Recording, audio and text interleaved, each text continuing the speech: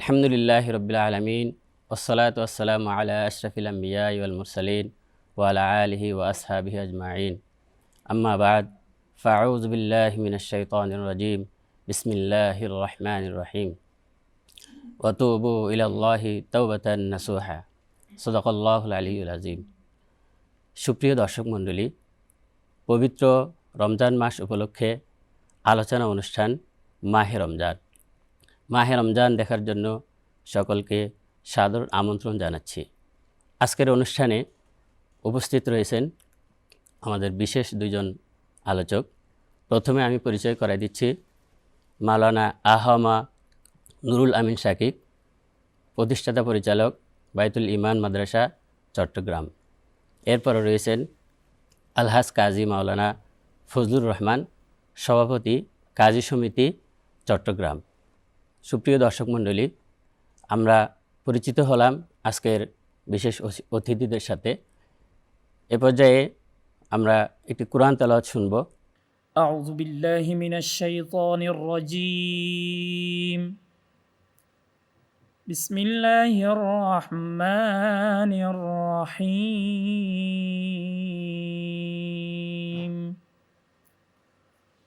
والذين إذا فعلوا فاحشة أو ظلموا أنفسهم ذكروا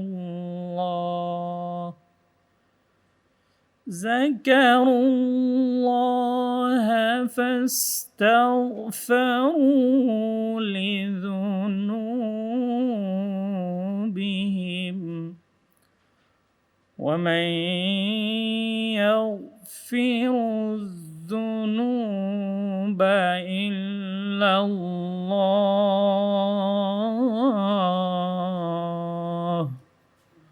ولم يصروا على ما فعلوا وهم يعلمون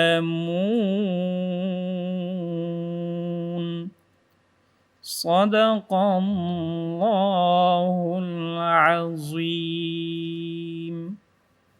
মাশাআল্লাহ, জাযাকাল্লাহ। সুপ্রিয় দর্শক মণ্ডলী, এবার আমরা মূল আলোচনায় আসি। প্রথমেই আমি আলোচনা করার জন্য অনুরোধ করব হযরত মাওলানা আহমা নুরুল আমিন শাকিক আপনাকে আমরা জানতে চাইব তাওবা কি, তাওবার সংক্ষিপ্ত ব্যাখ্যা এবং তার আলোকে কোরআন হাদিসের আলোচনা। আসসালামু আলাইকুম রহমতুল্লাহি ওয়া বারাকাতুহু। ওয়া আলাইকুম আসসালাম ওয়া রাহমাতুল্লাহি ওয়া বারাকাতুহু। আলহামদুলিল্লাহ ওয়া কাফা ওয়া সালামুন আলা ইবাদিহিল্লাযিনা ইসতাফা, আম্মা বা'দ। ফাআউযু বিল্লাহি মিনাশ শাইতানির রাজীম। বিসমিল্লাহির রহমানির রহিম। ইয়া আইয়ুহাল্লাযিনা আমানু তুবু ইলাল্লাহি তাওবাতান নাসুহা ইলা আখিরিল আয়া। وقال رسول الله صلى الله عليه وسلم التائب من الذنب كمن لا ذنب له। পবিত্র মাহে রমাদান মাগফিরাত, নাজাত, রহমত, তিনটি ধারণে রব্বুল আলামিন আমাদেরকে রমাদান দান করেছেন। আল্লাহ রব্বুল আলামিন পবিত্র কোরআনুল কারীমের মধ্যে ঘোষণা করেন যে, হে মুমিনরা, তোমরা রব্বে করিমের কাছে, তোমাদের প্রভুর কাছে তোমাদের অন্যায়ের জন্যই, তোমরা যে পাপ করেছ, পাপের জন্যই, অন্যায়ের জন্যই, তোমরা যে নিজের উপর যে জুলুম করেছ, এই জন্য তোমরা তোমাদের প্রভু রবের কাছে তোমরা তওবা করো। শুধু তওবা নয়, তাওবাতান নাসুহা, খাঁটি তওবা করো। তওবা শব্দের অর্থ হলো অন্যায় থেকে ফিরে আসা, নিজেকে অনুতপ্ত মনে করে আমি যে অন্যায় করেছি, আমি যে গুনাহ করেছি, এই গুনাহ থেকে ফিরে আসাকে বলা হয় তওবা। আমরা পবিত্র রমজান মাস, আল্লাহ রব্বুল আলামিন আমাদেরকে একটা অফার করেছেন, গুনাহ মাফ করে আমাদেরকে জান্নাতে দিবেন।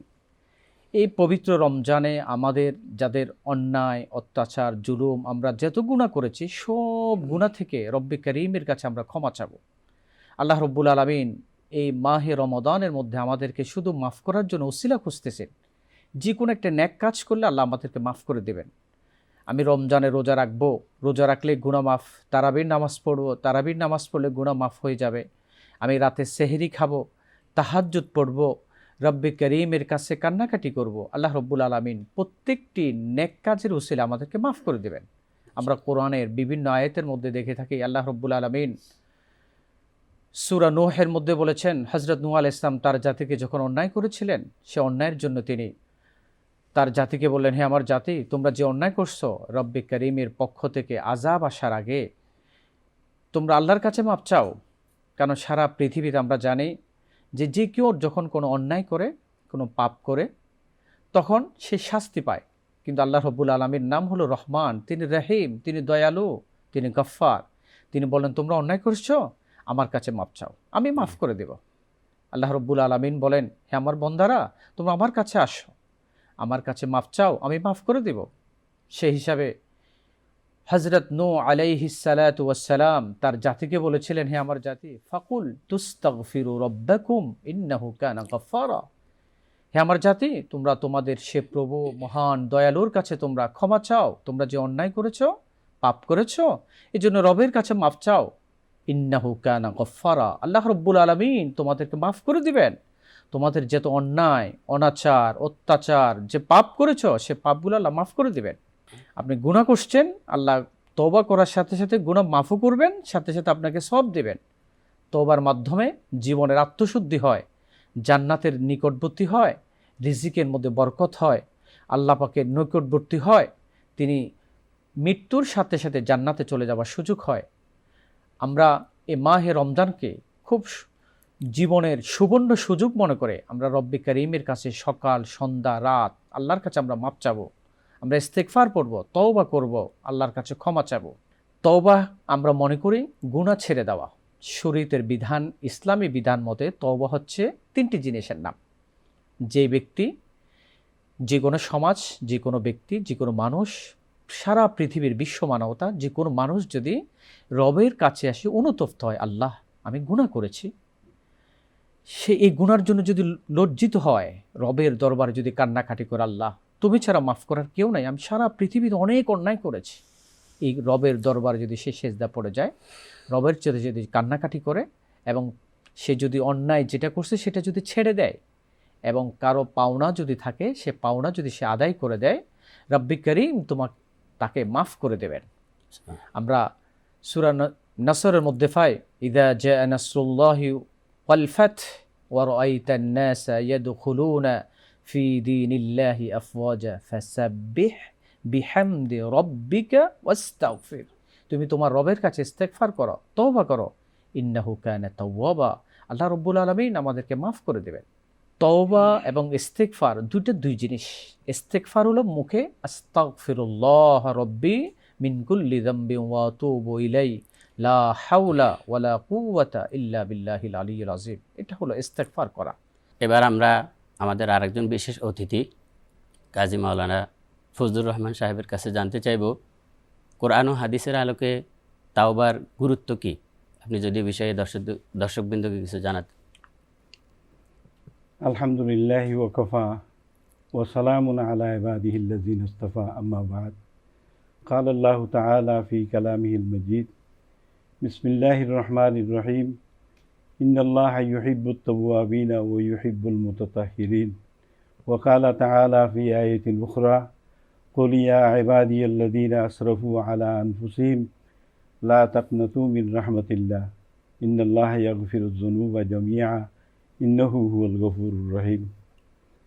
পবিত্র কালামুল্লাহ শরীফের মধ্যে আল্লাহ তাআলা ইরশাদ করলেন, ইন্নাল্লাহা ইউহিব্বুত তাওয়াবিনা ওয়া ইউহিব্বুল মুতাতাহহিরিন। আল্লাহ তাআলা তওবাকারীদেরকে পছন্দ করেন, ভালোবাসেন, এবং পবিত্রতা অর্জনকারীদেরকে আল্লাহ তাআলা পছন্দ করেন, ভালোবাসেন।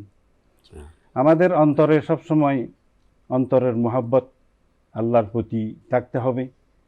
সবচেয়ে বেশি আন্তরিকতা, মহাব্বত রব্বুল আলমিনের প্রতি, মৌলার সেই মহাব্বত অর্জনের জন্য প্রত্যেকটা আমল করে যেতে হবে।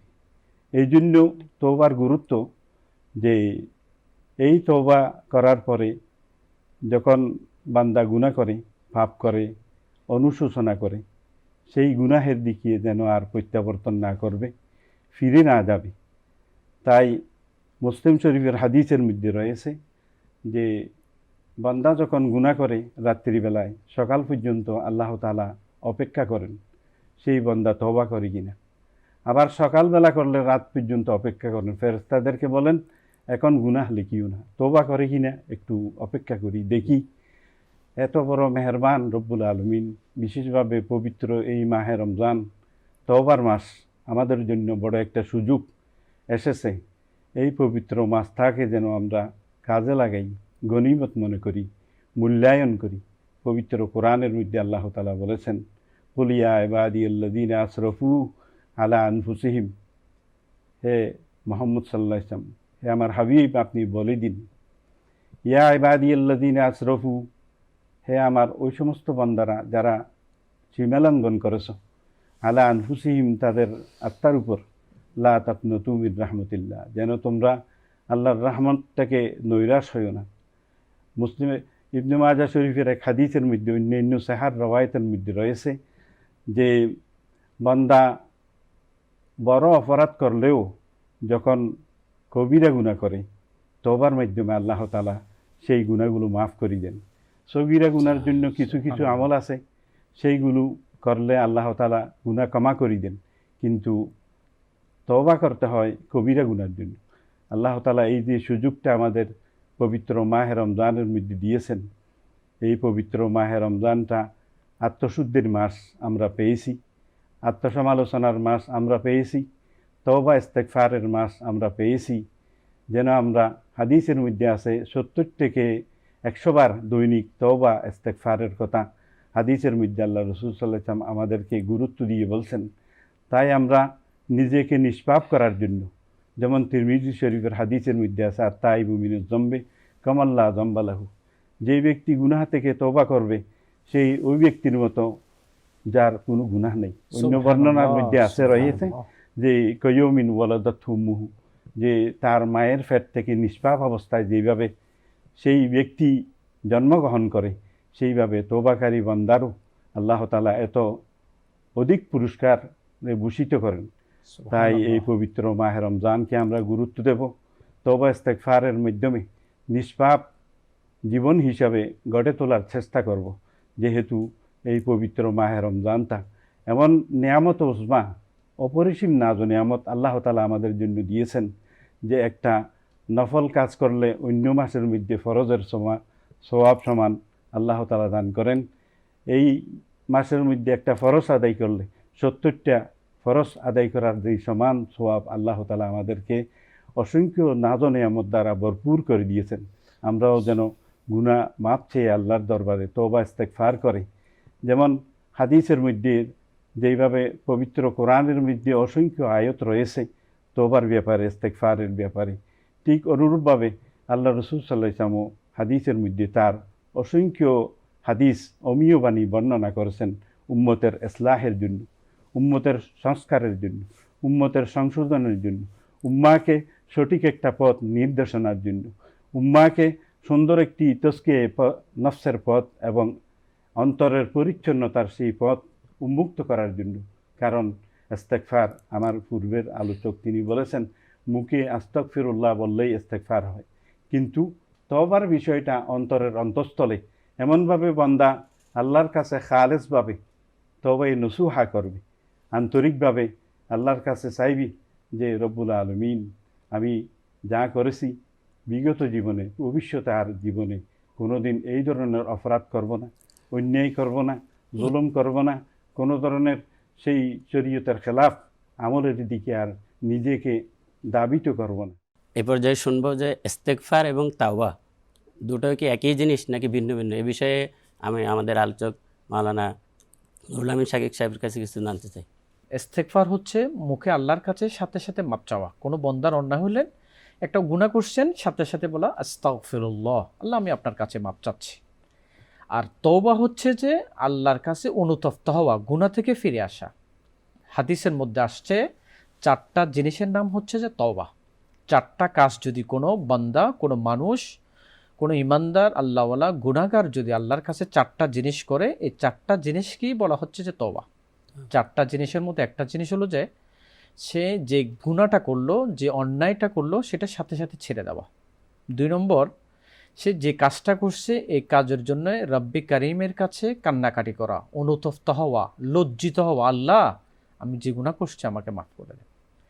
তৃতীয় নম্বর হলো রব্বে করিমের সাথে, আল্লাহ রব্বুল আলমিনের সাথে ওয়াদাবদ্ধ হওয়া, আল্লাহ সামনের ভবিষ্যৎ জীবনে আমি কখনো এই গুনার কখনো করব না। তিনটা। 4 নম্বরটা হলো যে কোনো ব্যক্তি যদি, কোনো বন্দা যদি তার থেকে কোনো পাওনাদার, সে কারোর টাকা খেয়ে ফেলছেন, সম্পত্তি নিয়ে নিছেন, তাহলে সে পাওনাগুলো তাকে রিটার্ন দেওয়া, ফেরত দেওয়া। এই 4টা জিনিসকে শরীয়তের মধ্যে তওবা বলা হয়। আমি আবার বলছি, একটা হলো গুনাহটা ছেড়ে দেওয়া, সাথে সাথে যেই কাজ করছে সেটা ছেড়ে দেওয়া। দ্বিতীয় নম্বর হলো রব্বে কারিমের কাছে অনুতপ্ত হওয়া, লজ্জিত হওয়া, মাপ চাওয়া। 3 নম্বর আল্লাহ রব্বুল আলমীর কাছে ভবিষ্যতে কোনো গুনাহ না করার জন্য অঙ্গীকার হওয়া, ওয়াদাবদ্ধ হওয়া।